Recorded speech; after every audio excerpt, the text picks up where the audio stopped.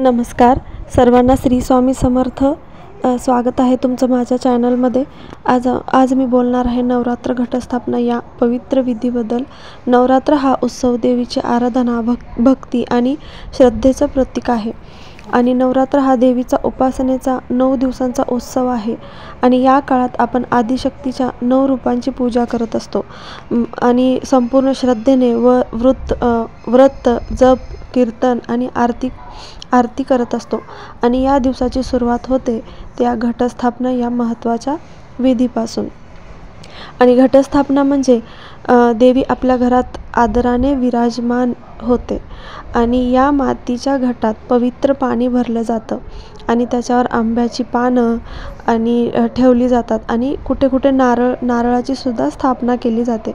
तर आमच्या घरी ते नारळ स्थापन नाही केला जात, कारण आमच्या 2 गडू असतात मातीच्या आणि त्याच्यामध्ये आम्ही हे ओटीचं सामान, मी जे इथे अभिषेक करते आहे ना, तर ते अभिषेकचं म्हणजे ओटीचं सामान त्या गडूमध्ये, मातीच्या गडूमध्ये ठेवलं जातं आणि त्यात पाणी भरलं जातं आणि नागवेलीचे पानं त्यात 2-2 ठेवली जातात प्रत्येकी.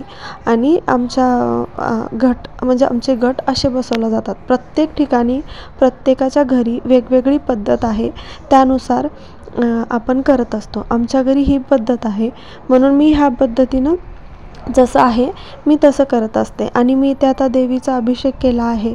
दूध, दही, तूप असं पंचामृत स्नानसुद्धा मी देवीला घातलं आहे. त्यानंतर हळदी आणि कुंकाचा सुद्धा मी इथे अभिषेक करते देवीला.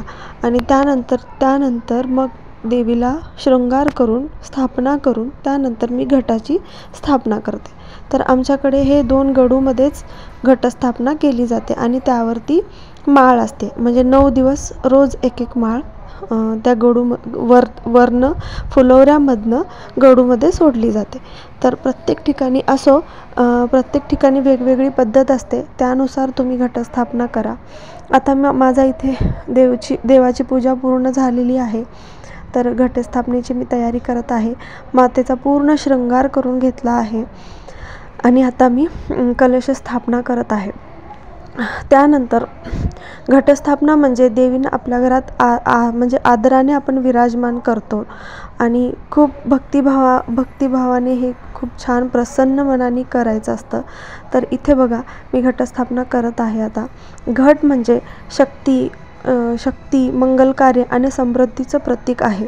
असं मानलं जातं की घटस्थापनेनंतर 9 दिवस देवी त्या घरात वास करत असते आणि भक्ताचं रक्षणसुद्धा करत असते. घटस्थापनेचा खरा अर्थ म्हणजे आपल्या मनातील नकारात्मकतेवर मात करून सकारात्मक विचारांना आमंत्रण देणं. नवरात्रातील 9 दिवस म्हणजे आत्मशुद्धी, साधना आणि भक्तीचा काळ आहे. नवरात्रात देवीच्या 9 रूपांची पूजा केली जाते. पहिली जी आहे ती शैलपुत्री, शक्तीचं मूळ स्वरूप म्हणजे शैलपुत्री.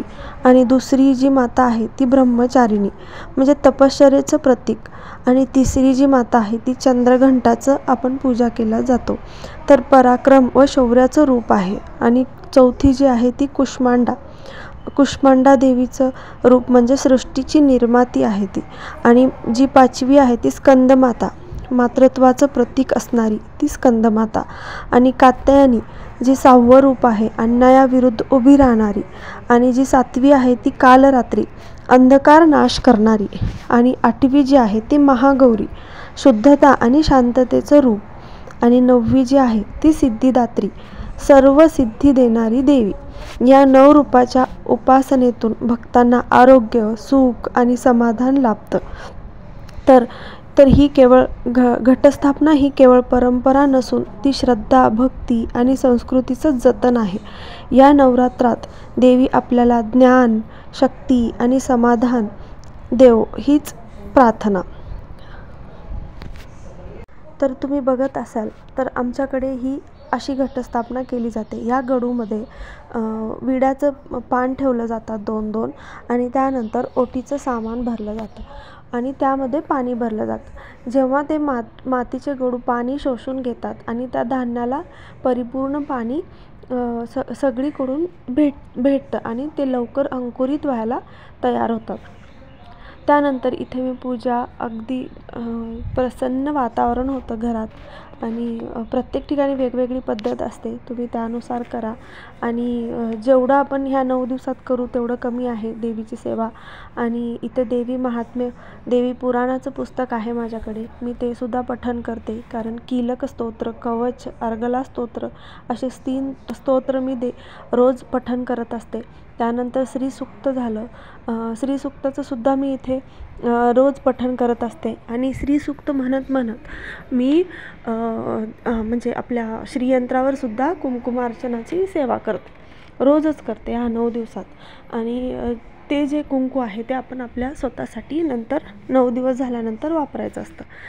आमच्याकडे तर अजून देवीचं मंडळसुद्धा आहे, म्हणजे वीरशैव महिला मंडळ. आम्ही तिथे सुद्धा देवीची मूर्ती स्थापना केलेली आहे. त्या मूर्तीलासुद्धा आम्ही घरचं सगळं करून तिकडे सुद्धा आम्ही मातेची सेवा करायला जात असतो. महिला मंडळ असल्यामुळे आम्ही सगळेच तिथे उपस्थित असतो. इथे तुम्ही बघू शकता, हे माझ्याकडे आहे श्रीयंत्र. तर श्रीयंत्रावर कशी सेवा केली जाते ह्याबद्दल जर तुम्हाला डीप माहिती म्हणजे हवी असल्यास तर मला तुम्ही नक्की तशी कमेंट करा.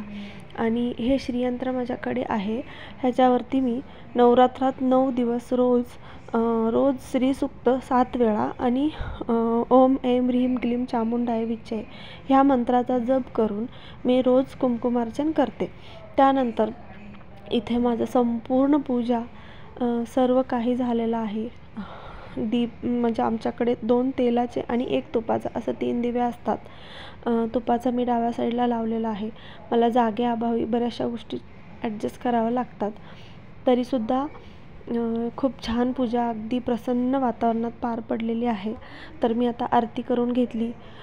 घरचे सगळे उपस्थित होते आरतीला, मुलं, माझे मिस्टर आणि मी. आम्ही सगळ्यांनी अशी छान आरती केली. आरतीसुद्धा माझ्याकडे देवीची आरती खूप सुंदर आहे. तुम्हाला हवी असल्यास मी ती आरतीसुद्धा एखाद्या व्हिडिओमध्ये देईन. तर आमच्याकडे ना 9 दिवसात देवाला म्हणजे देव जे आहेत देवाऱ्यावरती आपण रोज पूजा करतो, तर त्याला हातसुद्धा लावत नाहीत किंवा उचलत नाहीत. देव बसले आहेत असं म्हणतात. तर तुमच्याकडे कशी प्रथा आहे मला सांगा. आमचे देव तरी आम्ही उचलत नाही, वरनंच पूजा करतो 9 दिवस आणि डायरेक्ट दसऱ्याला पूर्ण घासून पुसून अगदी गरम पाण्याने त्यांना अंघोळ घालून मग दसऱ्याची स्थापना केली जाते. तर इथे माझी पूजा अगदी छान पद्धतीने पार पडली आहे. तुमच्याकडेही कशी पद्धत आहे मला नक्की सांगा कमेंट्स करून. आणि माझे व्हिडिओ जर आवडत असतील तर माझ्या व्हिडिओला लाईक करा, शेअर करा आणि चॅनलला सबस्क्राईब करा. आणि जे काही माहिती मला होती ते मी तुम्हाला थोडक्यात देण्याचा प्रयत्न केलेला आहे. तर इथे माझी पूजा बघा संपूर्ण असं झालेली आहे. स्थापना देवीची खूप सुंदर दिसत होती माता. तर व्हिडिओ आवडल्यास लाईक करा. धन्यवाद.